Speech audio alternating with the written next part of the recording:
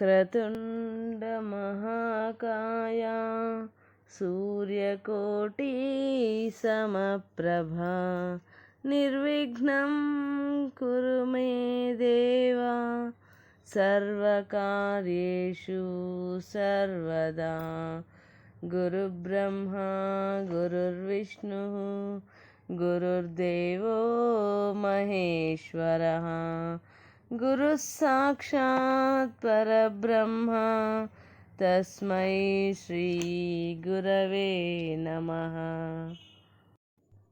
భగవాన్ శ్రీ వెంకయ్య స్వామి వారి జీవిత చరిత్ర. ఓం నారాయణ ఆదినారాయణ. 18వ అధ్యాయము. దేంతో పీకులాడేవాళ్ళు దాంట్లోకే. స్వామి, మానవుడు చనిపోయాక ఏమవుతాడు? మరలా మనిషిగా పుట్టి పాపపుణ్యాలు అనుభవిస్తాడా అని అడిగిన వారితో స్వామివారు క్లుప్తంగా, దేంతో పీకులాడేవాళ్ళు దాంట్లోకే పోతుండ్లయ్యా అని సెలవిచ్చారు. చివరి క్షణంలో జీవులు దేనిని స్మరిస్తాయో వాటినే పొందుతాయని భగవద్గీతాది శాస్త్రాలు చెబుతున్నాయి. జీవితాంతం లౌకిక వ్యవహారాల్లో కొట్టుకులాడే సామాన్య మానవులకు చివరి ఘడియలలో అట్టి స్మృతులే కలుగుతాయి. కానీ పూర్వపుణ్యం వలన మహనీయులను ఆశ్రయించిన వారు నిరంతరం వారి స్మరణ సేవలలోనే తమ జీవితాన్ని గడుపుతారు. అట్టి వారికి సహజంగా అంతిమ శ్వాసలో అటువంటి శుభమైన స్మృతులే కలుగుతాయి. మన శాస్త్రాలు విద్యలను పరవిద్య అపరవిద్య అని 2 వర్గాలుగా విభజించారు. మోక్షాన్నిచ్చే విద్యను పరవిద్య అని, మోక్షగాములు వాటిని ఆశ్రయించాలని చెప్పారు. జ్యోతిష్యము, వ్యాకరణము మొదలగునవి అపర విద్యలు. ఇవి బహిర్ముఖములు, ఐహికములు గనుక మోక్షమునకు ప్రధానము కావని చెప్పారు. ఇవి మానవుని భ్రాంతిలో పడవేసి అధోగతి పాలు చేస్తాయని చెప్పారు. కనుక ముముక్షువు వీటిని పట్టించుకోకుండా తన దృష్టినంతటిని సద్గురువుపై నిలపాలని చెప్పారు. ఇందుకు చక్కని ఉదాహరణ స్వామివారి చరిత్రలో కానవస్తుంది. నాగుల వెల్లటూరుకు చెందిన సోంపల్లి రామానాయుడు జ్యోతిష్య శాస్త్రమును అభ్యసించి ఎక్కువ కాలం స్వామి చెంతనే గడిపేవాడు.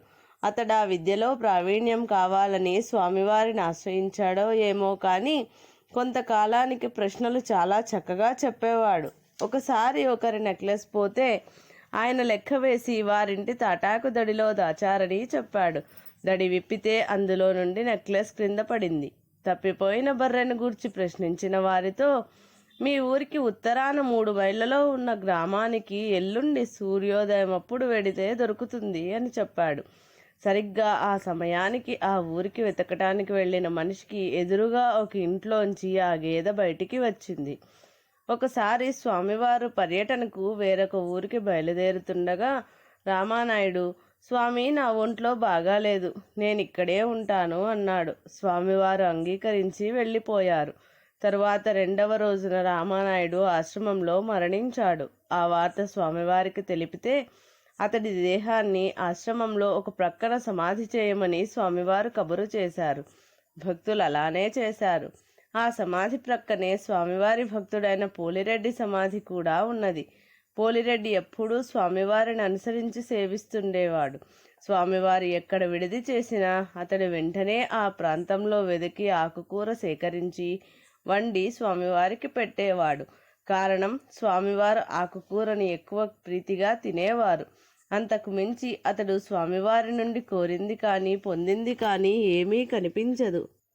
కానీ అతడు చనిపోవడానికి 40 రోజులు ముందుగా స్వామివారు భక్తులతో, నేటికి 40 రోజులకు భగవంతుడు విచారణకు వస్తాడు, మనమందరము ఆ రోజు గంగైనా ముట్టకూడదు అన్నారు.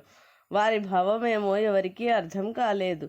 సరిగ్గా ఆ రోజుకు మైపాడులో ఉన్న స్వామివారు, అయ్యా, మనం ఆశ్రమం చేరిన దాకా నేనే కాదు మీరు కూడా గంగను ముట్టకూడదు, మనం వెంటనే గొలగమూడి చేరాలి, పదండి అన్నారు. వర్షాల వల్ల ప్రయాణ సౌకర్యం లేకపోయినప్పటికీ ఆయన సేవకులను తొందర చేసి కాలినడకన నెల్లూరు చేరి మధ్యాహ్నానికి కారులో గొలగమూడి చేరారు. నాటి ఉదయమే ఆశ్రమంలో పోలిరెడ్డి పరమపదించాడు. అతడికి అంత్యక్రియలు ఎక్కడ ఎలా చేయాలని భక్తులు తర్కించుకుంటున్నారు. స్వామివారిని విచారించడానికి ఆయన ఎక్కడున్నది వారికి తెలియలేదు. కానీ స్వామివారికి తెలియనిదేమున్నది? పోలిరెడ్డి మరణించిన సమయానికే స్వామివారు సేవకులను ఆశ్రమానికి బయలుదేరి తీశారు. తర్వాత ఆశ్రమంలో ఆయనే స్వయంగా పోలిరెడ్డి దేహాన్ని సమాధి చేశారు. పోలిరెడ్డి అంత్యక్రియల పట్ల అంత శ్రద్ధ వహించిన స్వామివారు జ్యోతిష్యంలో ప్రావీణ్యం గడించిన రామానాయుడు చనిపోయినప్పుడు ఆశ్రమానికి ఎందుకు రాలేదని భక్తులు ఈనాటికి తర్కించుకుంటున్నారు. స్వామివారి సేవను తప్ప ఏమీ కోరని అనన్యమైన గురుభక్తుడు ముముక్షువు పోలిరెడ్డి. శ్రీ స్వామివారు స్వయంగా అతని దేహాన్ని సమాధి చేయడం, అతడికి ఆయన నిశ్చయంగా సద్గతిని ప్రసాదించారు అనడానికి నిదర్శనం. రామానాయుడు స్వామివారి నుంచి జ్యోతిష్య విద్యను మాత్రమే ఆశించిన అర్థార్థి. అయితే పూర్వపుణ్యం వలన ఆ మిష మీద అతన్ని పరమ పవిత్రమైన స్వామివారి ఆశ్రమంలోనే సమాధి చేయమన్నారు స్వామివారు. శ్రీ సాయి చరిత్రలో కూడా వారి నుండి ఏమీ ఆశించకనే అనన్యంగా సేవించిన మేఘుని గురించి సాయి వీడే నా అసలైన భక్తుడు అని ప్రశంసించి అతడి దేహంతో కూడా శ్మశానం వైపుకు కొంత దూరం నడిచి వీడ్కోలు చెప్పడమే కాక తమ స్వంత ఖర్చుతో భక్తులకు సాయి సంతర్పణ చేయించారు. ఏమీ కోరని సేవే భక్తి. నెల్లూరు వాస్తవ్యులు ఇన్కమ్ ట్యాక్స్ ఆఫీసర్ గారికి ఒక పెంపుడు కుక్క ఉండేది. దాన్ని వారెంతో ముద్దుగా చాకేవారు. ఆ కుక్కకు జబ్బు చేస్తే డాక్టర్ వల్ల నయం కాక స్వామివారి చెంతకు కారులో తీసుకొచ్చారు. స్వామివారు కుక్కశ్రీ స్వామివారిని ఒకరినొకరు చూచుకున్నాక ఆ కుక్క ప్రాణాలు వదిలింది. స్వామివారి సన్నిధిలో ప్రాణాలు వదిలిన జీవికి తప్పక సద్గతి లభిస్తుంది. సాయి చరిత్రలో సాయినాథుణ్ణి దర్శించి ఒక పులి తన ప్రాణాలు విడిచినట్లు ఉంది ఈ సన్నివేశం. కొర్రకూటి నరసింహులు నాయుడు గారు వీరి భార్య అనేక సంవత్సరములుగా స్వామివారి భక్తులు. స్వామివారి మాటపై అచంచలమైన విశ్వాసం గలవారు. ఒకప్పుడు స్వామివారు వీరిని 1 సంవత్సరం రోజులు గొలగమూడి వదిలి పడమటి రాజ్యం పొమ్మని ఆజ్ఞాపించారు. వీరలాగే ఇల్లు వాకిలి వదిలి స్వామివారు మరలా రమ్మని చెప్పినంత వరకు తలుపూరులో పూరిపాక వేసుకుని సంతోషంగా కాలం వెళ్ళబుచ్చారు.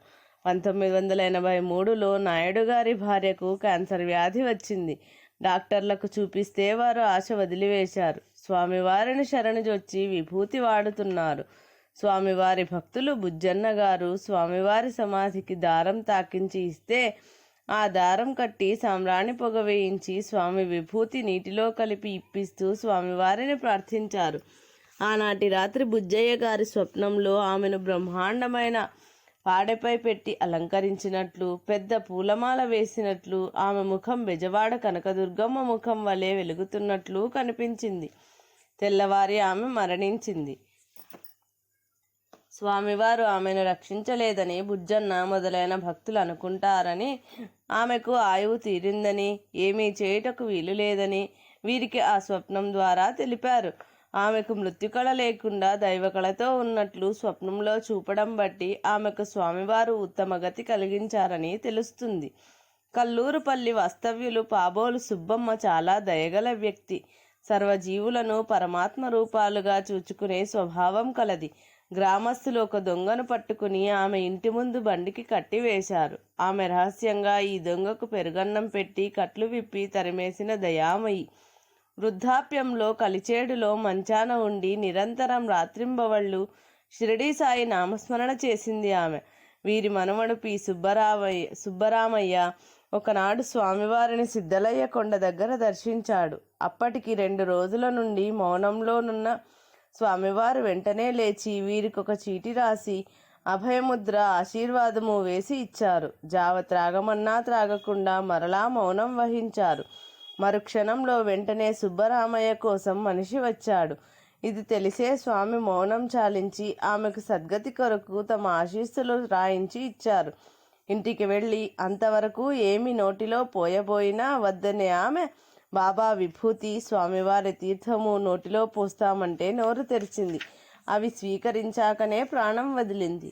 నిజంగా ఆమెకు సకల సాధుస్వరూపమైన శ్రీ సాయే వెంకయ్య స్వామి వారి ద్వారా సద్గతిని ప్రసాదించారు. అందులోనూ పవిత్రమైన ధనుర్మాసంలో శరీర త్యాగం చేయించారు సకల సాధుస్వరూపుడు స్వామివారు. వల్లపురెడ్డి ఆదినారాయణ రెడ్డి గారు తన తల్లిగారి సద్గతిని గూర్చి ఇలా చెబుతున్నారు. మా తల్లిగారైన తులసమ్మ గారు స్వామివారి సేవకు అంకితం కాకముందే చాలా సంవత్సరాల నుండి తూర్పున మన అమ్మ ఉంది. ఆమె మనకు గత 5 జన్మల నుండి అన్నం పెడుతుంది. ఇక మీదట మనమంతా ఆమె అన్నం తినాలి అని స్వామివారు చెప్పేవారు. ఎవరు స్వామి ఆమె దేవురు అని అడిగితే చెప్పేవారు కాదు. కాలాంతరంలో తులసమ్మ స్వామివారి సేవకు అంకితమైనప్పుడు స్వామివారు చెప్పిన అమ్మ ఎవరో భక్తులకు అర్థమైంది. ఈమె ఇల్లు వాకిలి వదిలి తన సర్వస్వము స్వామియేనని సుమారు 25 సంవత్సరములు నిరంతరం స్వామివారి సేవలో తన జీవితాన్ని పండించుకున్న ధన్యజీవి. ఎప్పుడూ స్వామివారు ఈమెను అమ్మా అమ్మా అని ఎంతో గొప్పగా పిలిచేవారు. తమ బృందంలో ఉన్న మిగిలిన ఆడవాళ్ళను అలా పిలిచేవారు కాదు. ఈమె యొక్క అనన్యమైన సేవకు ప్రతిఫలంగా వీరికి స్వామివారు సద్గతి ప్రసాదించారు. ఈమె శరీరానికి అగ్ని సంస్కారం చేసినప్పుడు గంధపు చెక్కలు మొదలగు సుగంధ ద్రవ్యములేవీ వాడలేదు. కానీ ఈ మహాతల్లి శరీరం నుండి కౌరువాసనే రాలేదు. పరమపదించుటకు ముందు 2 నెలల నుండి నిరంతరం ఈమెకు మౌనం అనగా ధ్యానస్థితి ప్రసాదించారు స్వామివారు. చిత్రమైన ప్రేరణ పెట్టి వెంకయ్య వెంకమ్మ అనే భక్తులను ఆమె సేవకు వినియోగించారు. వీరు ఆమెను కన్నతల్లి కంటే ఎక్కువ ప్రీతితో ఆమెనే సాక్షాత్తు స్వామివారనే భావంతో సేవించేటట్లు చేశారు స్వామివారు. ఇది భగవాన్ శ్రీ వెంకయ్య స్వామివారి జీవిత చరిత్ర 18వ అధ్యాయము సంపూర్ణం.